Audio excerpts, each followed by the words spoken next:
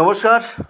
আজকের বিশেষ খবর, তৃণমূল প্রার্থী ডক্টর রাজীব বিশ্বাসকে নিয়ে সুপ্রিমো তৃণমূল কংগ্রেসের বিরোহীর ভূমিপুত্র সুপ্রতিম রায় সভা করলেন বিরোহীতে। আসুন শুনে নিই তার এক ঝলক। আজ বিরোহীতে এসে কি বললেন।